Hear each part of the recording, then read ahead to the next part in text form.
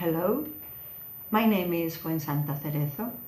I'm an educational psychology lecturer in the University of Murcia, Spain, and along with my colleague in the same university, Professor Pilar Arnaiz, and the lecturer in the University of Campinas, Brazil, Elaine Prodóximo, we are the editor of the new monograph of Comunicar journal, issue 56, volume 3, focus on cyberbullying, the threat without face.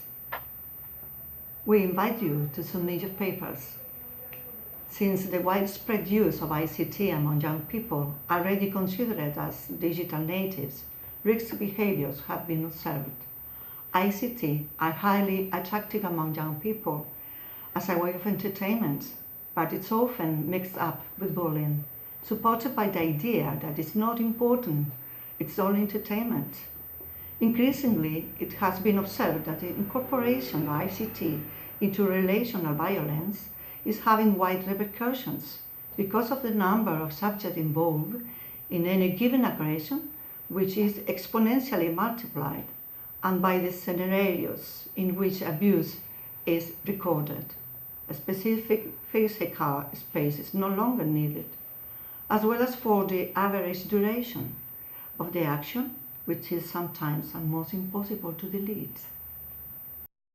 Bullying is considered as intentional, harmful, and persistent abuse by a student or group of students towards another peer who is usually weaker and who becomes the habitual victim. It's a violent and persistent behavior, so that when a relationship of intimidation is established, a conspiracy is generated within the peer group that reinforces the capacity to arouse fear.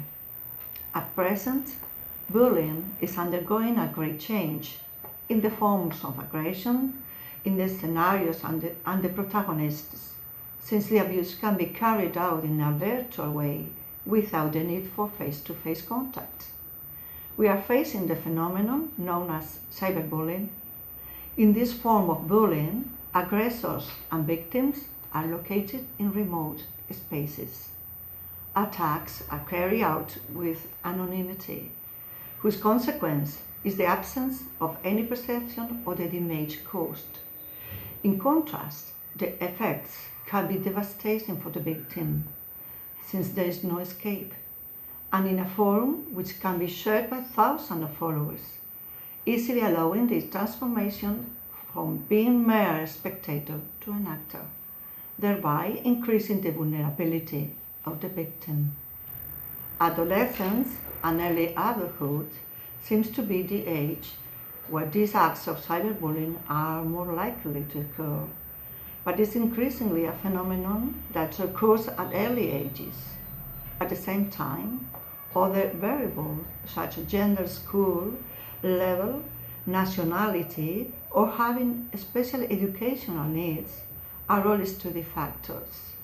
How to face cyberbullying is another focus of the study that should concentrate on teacher training and school organization, regarding its detection as well as possible programs and strategies that can be used on school, family, and social context.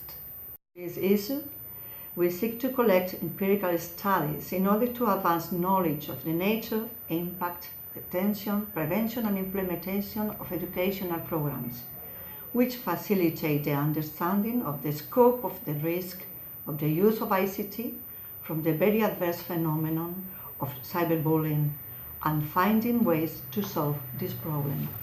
Now, I'd like to mention some of the questions to be discussed in this monograph. Focusing on cyberbullying, it will be necessary to determine it has specific features compared with those of traditional bullying, and therefore, if intervention programs should also be specific and on digital support. Knowledge of cyberbullying is necessary as a means of raising the general population awareness, and especially as a preliminary phase for the design of effective prevention and action programs. Legal measures against cyberbullying is increasingly demanded, and some have been developed. But to what extent are they effective? and provide control of the problem. In addition, the great challenge of restitution for victims has been raised. Finally, the aim of this issue is to collect proposals to tackle cyberbullying in educational settings. We are looking forward to your contributions. Thank you.